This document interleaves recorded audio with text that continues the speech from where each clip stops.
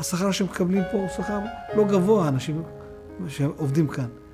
פשוט יש פה ערך מוסף של הנתינה.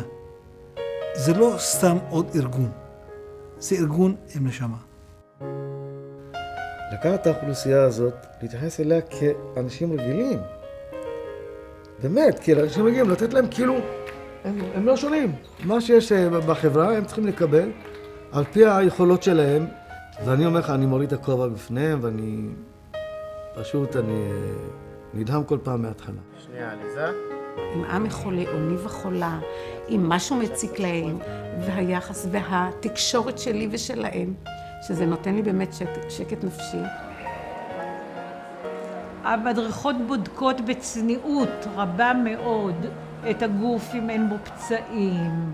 המדריכות משגיחות על הלבוש שלהם, לראות שהם לבושים נקי ויפה והם מסודרים והם מסורקים. ובחגים המדריכות מזמינות אותם אליהם הביתה. על זה אני מתכוונת הכבוד. אני ממש נהנית לראות איך הם דואגים עד הדבר האחרון.